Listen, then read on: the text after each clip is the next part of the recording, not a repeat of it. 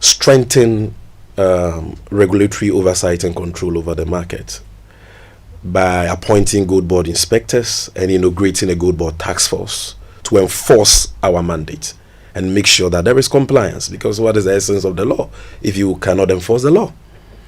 And that, coupled with the scrapping of the 1.5% withholding tax on processed small-scale gold, has helped us to reduce, not to eliminate, but reduce the incidence of gold smuggling. You know, then we also introduced a very effective aggregation system, where we within a cycle of T+3, we advance cedis received from the Bank of Ghana through our aggregator to tier 2 buyers, to tier 1 buyers for gold purchases, and in a matter of 3 days we have the gold in Accra for shipment. And so this effective aggregation system deployed in all mining districts, coupled with the scrapping of the 1.5% withholding tax and our fair pricing system, is what has led to the significant strides we have made in terms of the volume of gold we are able to mop up. So the whole of last year, we were able to export only about 66 tons of gold for the small scale sector. Now by August, we had crossed that. We had done about 67. August this year alone. I've not even added September.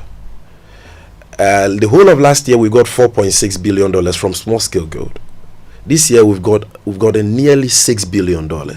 Now let me put it in perspective. The Bank of Ghana just released the summary of economic and financial data for September 2025, and if you check that, you will appreciate the importance of the GOLDBOD, because you see, from January to September of this year, our total export earnings as a country has been $17.9 billion.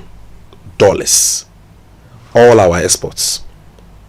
Gold has given us $11.2 billion out of the 17.9. Wow. Cocoa gave us $2.4 billion. Oil gave us $1.8 billion. Other exports gave us $2.4 billion. Together, $17.9 billion. Gold alone, 11.2. And out of that 11.2, the small scale sector alone gave us nearly $6 billion. So in percentage terms, over 35%, that is more than a third of all our entire export earnings have come from the small scale sector alone, which is now doing better in exports, both in volume and value, than large scale for the first time in history. You see, and due to these significant inflows of FX, which I believe was always there, but because we didn't have a GOLDBOD to harness it, we were not reaping the benefits of it. Due to that, the cedi from January till August has appreciated by 21%, despite the recent challenges we had. If you take the performance of the cedi cumulatively against the dollar, January to August, it is appreciation rate of 21%. Same time last year, the cedi depreciated by 23.5%. 23.5%. Now, you know that once your cedi is appreciating in that significant manner, it impacts inflation. So that is why you've seen the rate of inflation decline from 23.8%, I believe, as at December last year, 23.8, to now 11.5 as at August this year. Then we are seeing something very instructive. Lending rates are also going down. The average lending rate, according to the Bank of Ghana, as of December 2024, was 30%. Today, it has come down to 24%. Then, what is even more striking is the public debt. The public debt we took over from the MPP was 767 billion Ghana cedis, thereabout. 726 billion. Now, that debt has, as of December 2024, that debt has reduced by 97 billion. So now you're talking about 628 billion. In terms of debt to GDP, we took it from 61% public debt to GDP. Today, 44.9%. All on account of the appreciation of the cedi. To even take a detailed look at the debt dynamics, you know that the external, our debt is in two folds: the domestic component, and the external debt. The external debt, our external obligations to our bilateral partners and other things.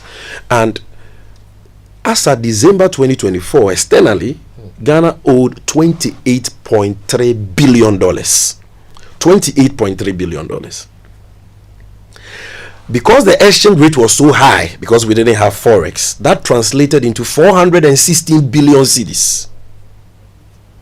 Now, that external debt has gone up marginally from $28.3 billion. As at August, it is 29 billion. So marginally, $0.7 billion increase.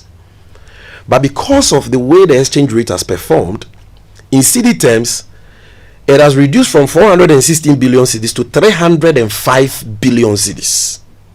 So the external debt alone has reduced by 111 billion cedis on account of the appreciation of the cedi. Meaning that the amount of money we are using to service our external debt, which used to be 416 billion, now has gone down because the external debt in cedi terms is 305 billion, significantly. Okay, and like President Mahama said, this is attributable partly to the good work that all of us have done at the Gold Board. So these are early days yet. We are not getting complacent, but we are happy that about these early successes, and our objective is to sustain it and to even look at other areas that the Gold Board Act mandates us to look at, areas of value addition and so on, that I believe that we may get a time to discuss. So far, so good. What you've heard is true. The numbers are there for anybody to check.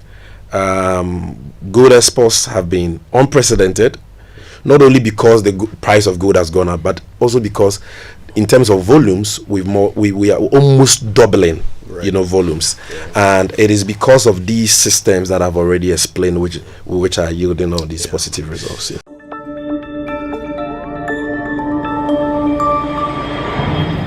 Citizen TV, Accra, Ghana. Citizen TV, the citizen's power.